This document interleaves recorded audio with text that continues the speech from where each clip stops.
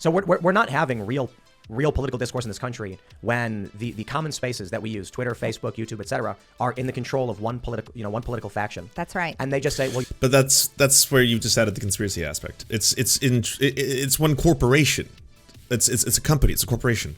You do know that multinational corporations, they're not really they're not as nationalistic as, say, perhaps you are, Tim. Like, they're not usually as beholden to what is in the best interests of America. Like, a lot of them will actually f over Americans so they can build a plant in another country if it's got cheaper labor. So they'll cut 10,000 American jobs and just build a plant overseas where the labor is much cheaper. And there's no devotion to, during World War II, American companies were doing business with the Nazis. They just changed their names, or they didn't even change their names at all. And it was just kind of stuff that was being done behind the scenes. But it's not like they have a fealty to America. Corporations have a fealty to shareholders. That's the problem with all of this.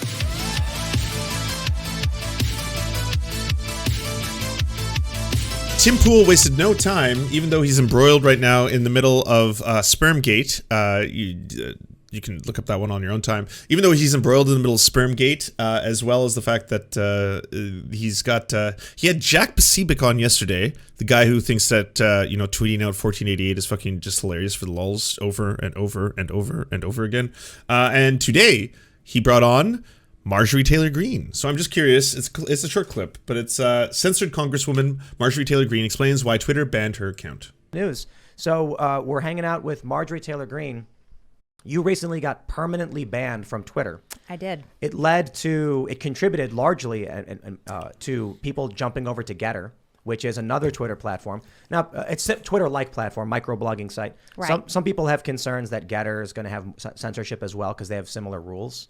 But aside from you, it was also Dr. Robert. Nick Fuentes has been kicked off Getter, by the way. They absolutely do. Nick Fuentes, Getter.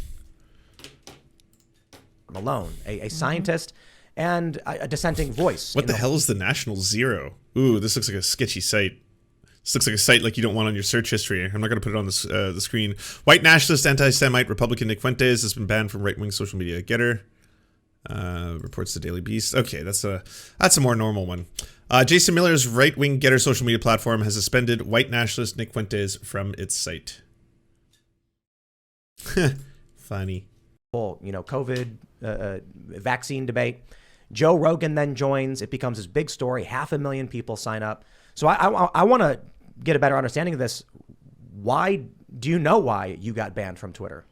Well, we'll go with the story. Okay, so here's what happened. Okay. I'm an elected member of Congress, which means the people elected me for my district. Over 700,000 people are in my district, and I'm there to represent their voice, their values, and what they want out of their representative in Congress. And Twitter, being a private company, I don't know why they have decided that they can be the judge of information and misinformation, but that's who they have become. I mean, that's what we see on most social media platforms, YouTube also, Facebook, many of them. And over time, over the past years, we've seen conservatives be kicked off, right? This has been a major issue. And okay, so we have, we're getting close to the first pretty big, massive lie, in that there is a bias. Tim Pool likes to say, and he said it to Jack Dorsey's face, there's a liberal bias when it comes to the way that people are censored on these social media platforms, even though if right-wingers are being censored, it's usually for a handful of things, and if left-wingers are being censored, it's for a handful of other things. Their bias is obviously towards their corporate interests, and that's usually why they'll do things like reflect where the current political climate, the Overton window, if you will, is in society in their terms of service and how they enforce them. But there's not like they're exclusively coming for the right kind of idea. You could say that the more far-right fringe figures are the ones who are just consistently refusing to obey their, pretty loose rules. Like Marjorie Taylor Greene, you could have argued Twitter would have canceled her a long time ago or deleted her account a long time ago. But I mean, 5 separate strikes seems like Twitter was like, we're trying to just hold off on this, just please stop posting gross medical misinformation or comparing the Holocaust to the lockdown measures and things like this. It's an extremely important issue for many Americans. So on Twitter, this was my personal account. It's my campaign account. This is what I used to raise money. This is what I used part of my reelection. So it's very important for me. I have 2 Twitter pages. One of them is my congressional page. That's for my congressional office. It's an official site. And then I have this other one that is the one that I just got permanently banned on. So I'm not really sure what happened, but I want to go into it. I had posted on January 1st a really long Twitter thread. It was 20 tweets, I believe. And it was all about, I started it, it's 2022. And I framed it as, let's talk about before COVID and after COVID. And I said, it's like we have a new era that we've moved into.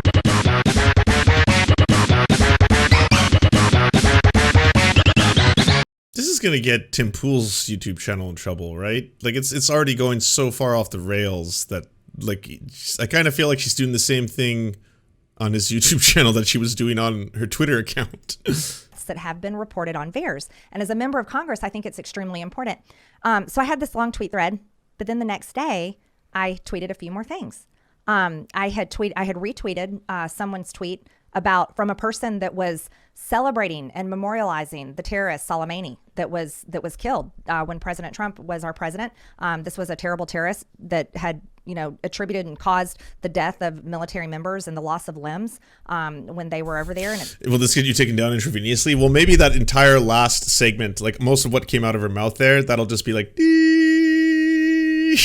It's like, and you can put some text up there. It's like at this moment, she's conflating getting VAERS with Pap smears with CDC reports. At the moment, we're not entirely sure whether or not any of this is going to be TOS. So find at your own risk. It's awful. And this person was just celebrating him and his life and angry at President Trump. That's on Twitter, a lot of it. Oh yeah. And I had retweeted that condemnation of how can this guy be on Twitter? Then I had seen a Fox News interview of one of my Republican colleagues, Dan Crenshaw. And as a member of Congress, we debate policy, right? We should debate policy. I would love to debate policy with all of my colleagues. Well, I know, but that's pretty much like the broad definition of terrorism, right? You're talking about a sovereign nation, and you're talking with their top general, and you're talking about something that is obviously very serious. If you happen to come from the perspective that you consider Iran to be the enemy of the United States, that's going to be your perspective. But regardless, like you wouldn't apply that same logic of reasoning in the inverse, right? Like it's not like, in the eyes of Iran, the United States is a terrorist. Nation. It is trying to push forward an imperial agenda, and it has numerous military bases situated outside of Iran. So, if Iran was to take decisive action and then assassinate a top general in the United States, this would be seen like you wouldn't do that.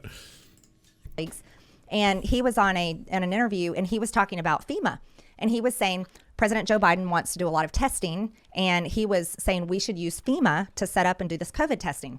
And then he was also saying we should use FEMA to go into the hospitals to help with the overcrowding. And that was what he was saying we should do. But here's the thing. I completely disagree with him. And I know for a fact that Republicans and conservatives, and I would even argue many Americans would be against the use of FEMA to just continue test for COVID because we should be more concerned about how to treat COVID. These are just my opinions, not that I'm giving medical advice, but just my opinions. And so I had tweeted at Dan Crenshaw, and I had said, no, we don't need to use FEMA to do more COVID testing for sneezes, coughs, and runny noses. And I said, and we don't need to send FEMA into hospitals. We need to rehire the unvaccinated healthcare workers that were fired. And they are. In some places. Because these people worked on the front lines and they save people's lives and they have natural immunity. That's my opinion. I think it's great. And they need to be able to continue their careers and support their families. So that Hassan called Vosh lib. Okay, Kravichan, is like that's a meme, isn't it? Didn't Hassan say that when Vosh's detractors or enemies call Vosh a lib or rad lib, they actually, when they call him CIA, they want to call him a lib. Wasn't that it? Isn't that the quote? Like they're constantly now calling him like, oh, he's a CIA op, he's this, he's that, and it's like they really want to be like, you're just a liberal, but liberal's not enough. Rad lib's not enough now. You have to be a CIA funded radical liberal. The Dan Crenshaw tweet was the last one you put out, and then they said Vosh was in the back. They were looking at his vids. Can you imagine? It's actually that I have a lot of street cred. I was in cuffs in the back, and then I was like, you boys should check me out. You've arrested a famous person. And they were like, oh yeah, sure, buddy. And then I was like, yeah, you just you turn on that YouTube there on your browser you got in front of you, and then that's how the whole thing took place. There you go. I cracked it. I broke the story, I had one everybody. more. I had to pick at AOC a little bit because she was down in Miami enjoying Okay, fine. Sorry. Can we start to say, like, obviously what she's doing here is just kind of a mix. It's a gish gallop of here's a whole bunch of things that I tweeted out that I think they were they didn't agree with. Some of it is medical misinformation or what is considered medical misinformation, but I personally believe it. It was just my beliefs. I tweeted out about the killing of an enemy of the United States, this Iranian general, and then on top of that, I tweeted about AOC because, are we not allowed to tweet about AOC or something? Is that now a crime? Setting the whole thing up as in like this is a gross miscarriagement of justice that I of all people have been removed from the platform. Cup full of hypocrisy. Oh yeah, she's tweeted before that Texas removing the mask mandate was going to cause suffering. I don't want to. I don't have the exact quote. I read it the other day, paraphrasing. She said it was a bad thing, basically. She said that Ron DeSantis could use some tips from the governor of New York. Wow. But she's going to Florida, of course, partying with no mask on. The thing is, if she really believes in mask mandates, she could choose to wear one. Well, let me tell you something. Party, right? And she doesn't always wear one. But not. I don't want to. Right. I don't want to derail. I mean, I see her at work, so. But I'm curious. Look, it's 2022. Elections are coming up, and we saw what Twitter did with Hunter Biden's laptop story. Right. For those that aren't familiar, a huge breaking story about Hunter Biden, the son of the president, and just malfeasance, I'll put it that way. Mm-hmm. The story gets suppressed on Facebook and Twitter. And there are polls showing that if people had known about the corruption, then a decent amount of people would not have voted for Joe Biden. That gets suppressed. I'm wondering if your suspension is just following, it's some kind of political tactic. It's political. And here I want to tell you why. So the reason why I bring up Dan Crenshaw, the tweet, is because I told him, you're not conservative, you're hurting our brand, because conservatives don't promote the use of FEMA for testing and unvaccinated healthcare workers being fired. We don't want that. And it was within an hour after that tweet that I got permanently banned from Twitter. Now, here's something interesting. Everybody always talks about politics and money, right? So they were saying that I was being kicked off for COVID misinformation. But, I started wondering, I'm like, why is some people's political speech accepted and promoted on Twitter, whereas other people's political speech is not accepted and, as a matter of fact, is kicked off? And I think that's an issue. So I started looking at who's on the board at Twitter, and most of them are Democrats, and most of them donate to Democrat politicians. But there's also someone that's relatively new to Twitter. His name is Paul Singer, and he's a mega donor for Republicans. And so I had looked into some information on him, and I was like, wow, does he donate to Dan Crenshaw? Turn out he does donate to Dan Crenshaw. As a matter of fact, he donates a lot of money to Dan Crenshaw. I would argue that he helped him get elected by the amount of money that he donated to him. He also donated to a PAC that has benefited Dan Crenshaw. It was money spent on his election. And so I think it was called the American Patriot PAC. It supports a lot of veterans running for Congress, and that PAC had spent hundreds of thousands of dollars on his behalf. I think I do have it here, unless I'm wrong. This is opensecrets.org. It says Singer Paul, New York, $2,700 to Dan Crenshaw. Right. And that's just a single contribution. I don't know if that's usually a max contribution. I think the max contribution's gone up now to $2,900 per candidate. But this is commonplace. So he's a mega donor. But I want you to think about this. This is a guy that came on to Twitter, and it's very interestingly, he was so important, he was able to get Jack Dorsey removed from his own company. Wow.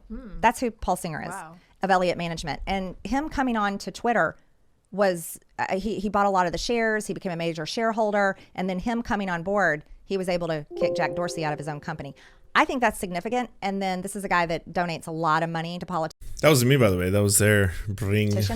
And he's not a fan of mine. And he's also not a fan of former President Donald J. Trump. And he's not giving you any money? Oh, no. No, he wouldn't give me money because I don't say and do the types of things he supports. Interesting. So, okay, we've got the theory here. In short, is that the board and CEOs of Twitter are overwhelmingly liberal. And because of that, she's trying to connect the dots in that they are targeting dissenters amongst them in the Republican Party who are prominent, I guess, accounts on their thing. I can't speak towards the political leanings of every member of the board of Twitter and their CEOs, but I can speak towards the fact that I do not think a board of Twitter, a company that is highly valued as it is, worth billions of dollars, and is obviously trying to increase their shareholder value, they have a fiduciary responsibility to do so, is interested in risking that at the cost of being able to target a few select politicians. And we're saying extremely select, because the list of people who have been permanently suspended on Twitter, who are also prominent Republicans, it's quite a short list, to say the very least. So if the theory is that, you know, we'll say fuck it, who this might get out, that we've got this huge political slant, and that we're going to specifically target, and of course, of all people, Marjorie Taylor Greene. Marjorie Taylor Greene is a meme. She's like, it's horrible that she has the platform she does, where she can talk about all this anti-Semitic shit, talk about Jewish space lasers, and be a QAnoner, which in and of itself is a pretty anti-Semitic conspiracy theory, not knowing about how bad the Holocaust was until she had to go to a Holocaust museum, comparing things to the Holocaust, saying she wouldn't tear down statues of Hitler. Like, just obviously absolutely wretched old school anti-Semitism coming from this candidate. So that's terrible that she has a platform to talk about that kind of stuff. But she's not seen as like the single like opponent or enemy of either liberals or the left. It's not like everything hinges on Marjorie Taylor Greene. It's like Marjorie Taylor Greene is going to destroy us all. You know, she's more than anything like a meme. Like people like retweeting how silly her comments are, and they like retweeting her really weird workout video that seems very uncomfortable, and that's kind of the extent of it. I don't see why there would be, again, this plot to take her down specifically. I mean, and the president. So it's her and Donald Trump, and maybe there was like one or two other really prominent right-wing politicians who got suspended. But that's it. Oh, I can't prove this. This is just something I'm talking about because I think these are the types of things. I know. I can't prove any of the wild conspiracy theories or suggestions I'm making, but it's out there. You know, the truth is out there. That do play Fucking hold on. a role behind the scenes, and I think they're important. I really do, and I'm saying that not only as a member of Congress, I'm saying that as an American also. And I think that when Twitter has overgrown its position, and I really believe it has, because Twitter is controlling political speech, absolutely controlling political speech. Now we're on the not same just page. for American citizens, but for members of Congress. And I would say that's actually an attack. That is actually a political attack against my brand of politics. I know Paul Singer hates President Trump. So this is where she just becomes me. But I think we're all in agreement here that the amount of power that these corporations, these very few corporations, these monopolies that control social media and definitely profit off all our social interactions, they are posing a greater danger to democracy, to having healthy discourse amongst fellow humanity. And they're doing it again because the algorithms that power a lot of these social media platforms prefer to keep us engaged as long as possible through incendiary commentary and stuff like that. I mean, Twitter has taken drastic steps. You do notice now that there's a little banner that pops up. It's like, hey, just remember there's a human behind the keyboard. How many times has that stopped you? How many times have you been like, oh, you son of a, how could you say this? I'm going to destroy. Oh, there's a human behind the keyboard. Fuck, that's right. I didn't even think about that. God damn. I'm humbled, and you know what? I'll let you have this one, you know? Yeah, I am the cocksucker. You're right. We'll leave it there. He was a big fan of Marco Rubio. And that's an open known thing. So when I'm not really sure, but I don't think that it was just COVID misinformation. No, I think it's political. And I think some of it is, it's not just Twitter, it's YouTube as well. There's stuff that we can't talk about on YouTube. YouTube would shut the stream down in 2 seconds. Of course. And that's wrong. So we're not having real political discourse in this country when the common spaces that we use, Twitter, Facebook, YouTube, etc., are in the control of one political faction. That's right. And they just say, well, but that's where you just added the conspiracy aspect. It's one corporation. It's a company. It's a corporation. You do know that multinational corporations, they're not really they're not as nationalistic as, say, perhaps you are, Tim. Like they're not usually as beholden to what is in the best interests of America. Like a lot of them will actually fuck over Americans so they can build a plant in another country if it's got cheaper labor. So they'll cut 10,000 American jobs and just build a plant overseas where the labor is much cheaper. And there's no devotion to, during World War II, American companies were doing business with the fucking Nazis. They just changed their names, or they didn't even change their names at all. And it was just kind of stuff that was being done behind the scenes. But it's not like they have a fealty to America. Corporations have a fealty to shareholders. That's the problem with all of this. I broke the rules to private platform. I can do what I want. It's crazy. Yeah, Fanta, IBM. And we were always complaining about big corporations suppressing the commons and hurting the little guy in the working class. Yeah. And you know what? I feel the same way. Now I'm watching it happen. Yes. And worse, it's affecting politics. You are a sitting member of Congress. Fanta's Nazi Coke. People need to hear it. So they know what you're saying when you were there voting on things. And Twitter's like, no, we don't think that's important. Well, I'll tell you what, I have a term for it. I'm sorry, real quick. It's not that Twitter is not sitting there saying we don't think it's important. They're saying it is important and we better not let people hear it. Yes, no, exactly. Oh, I love when someone finds that out for the first time. They're always like, what? I was like, yeah, Coca-Cola wanted to sell Coke to the Nazis, but they're pretty wrapped up in Americana. So instead they were like, okay, let's just change the brand name to something else. Let's start a new company. We called it Fanta. Twitter starts testing quote tweet with reaction video in iOS app. Twitter starts testing quote tweet with reaction. Twitter's now experimenting with Instagram, TikTok like reaction videos. Like, honestly, it like I don't know. Maybe it's just me. Maybe I'm just like, I'm an old boomer. Every single time a social media platform tries to emulate the things that are most popular about other social media platforms, and Twitter's done this a couple times. Like, do you remember when Twitter had stories? Remember when that was a thing? And you're like, oh, that's the Instagram feature, perfectly copied. Oh, yeah, I'm not going to use this. That's not why I use Twitter. Like, I know they have, what is it, the group call things, because there's another social media app that had that. And so I guess if they're going to do React videos, we'll see how long that lasts. It depends about whether or not people like it. So I have a term for what you're talking about. I call it corporate communism. Spaces, that's it. And corporate communism is something that... Please teach me about corporate communism. Oh, I can't wait to hear fucking Tim Pool's reaction.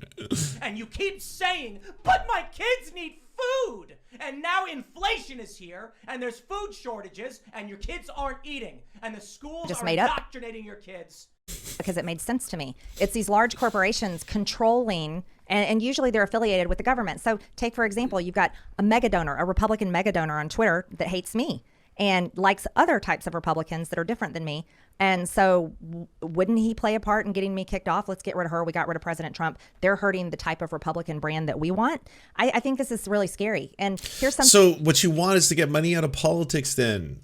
Stop looking towards these people. Ugh, it's like all of the Republicans who try to tackle this issue, it's like they've been force-fed what they're supposed to be mad at, but they just don't know how to get there and what to actually do about it.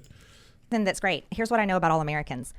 When you sit down and talk to each other, we all care about the same thing. We do. Most of us care about, we can find so much in common together by being able to have these discussions on these platforms, then we can really find apart from one another. And that's why I think censorship is so wrong. Well, I think the biggest problem with it is we've gone through a bunch of different forms of data showing people who are on the left in America, whatever that means, like the general term, only get their news from left-wing sources. And people who are centrist or right-wing get their news from a mixture of sources. Excuse me.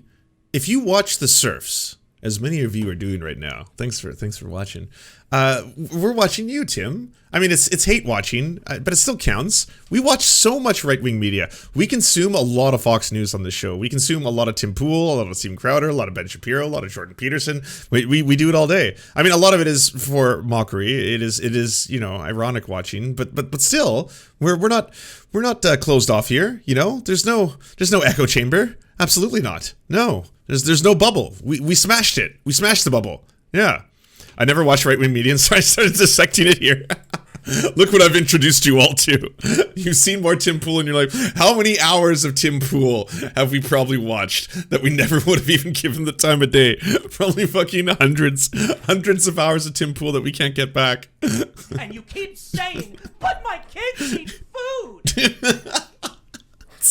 My new favorite button. That one's gonna get over. I'm gonna burn my way through that button so fast. So when you have people on the left, and the only thing they've ever heard about you comes from the New York Times or the Atlantic or something, they think the worst, craziest things imaginable. Think crazy things. And if you censor those, if they censor you, well, then how are people actually going to hear what you think? They can't. And so there's this view of you, especially if you pull up your Wikipedia page, that it's insane. I want you to know I have kept that there as a badge of honor. That's awesome. Because Wikipedia is it's whatever anybody types on there, and I think people should know that about Wikipedia. It's not truth. I've never tried to change it. It's what. Whoa! Wait, are you saying that Wikipedia is edited by regular, everyday people? Oh my! And so when you say you've kept that there as a badge of honor, as in you've kept that article on you up, it's a locked article. It's locked. Yeah, so you don't have access to changing it, Marjorie, if you didn't know that.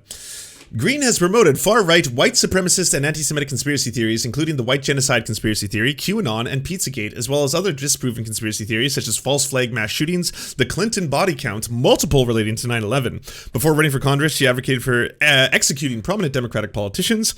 As a congresswoman, she equated the Democratic Party with Nazis. She compared COVID-19 safety measures to the persecution of Jews in the Holocaust. She apologized for the latter comparison. That's the only one, because She went to the museum, and it turned out it wasn't as fun as she thought. In January 2022, Greene's personal Twitter account was permanently suspended. My word. And that's just the cusp. Other people have gone and written about me. Nothing that I've ever written about myself or even that I've cared to make sure is factual. And I've left it there for a reason, because I want to be able to prove to people that, look, Wikipedia is someone else's words. It's just like a fake news article written about me or someone else. And that's the craziest thing to me is how, well, I've talked to James O'Keefe. Wikipedia, in these articles, it says from Wikipedia. It doesn't say from random users. Like these statements may be an aggregate of different people putting it together. Wikipedia puts their name on it. So I think they should be held liable for defamation. Winston, I'm staying 1,000 miles away from that one. I totally agree with you. I agree with you 100%. And here's the thing about Wikipedia is, let's say that I wanted to fight it. I could have one of my staff go on there every single day and fix it and correct the misinformation. Someone else can go on there and change it again. Yeah. So yeah, with Wikipedia putting their name on it, they are the ones liable for the lies and slander, libel and slander about people. Thanks for checking out this segment from the Timcast IRL podcast. You're welcome, Tim. Hey, everybody, we did it. Do you enjoy the Serfs but prefer not to have to use your eyeballs? Many are saying this. Well, we've got the solution for you. It's the Serf Times in podcast form. Available on most major podcasting networks now. If you enjoy it, please consider leaving a good review and feedback, because it really helps the show out, apparently, and it's free, just like the podcast. To our gods, Xander Corvus and Peyton L. Just, we beseech thee to smite down our enemies.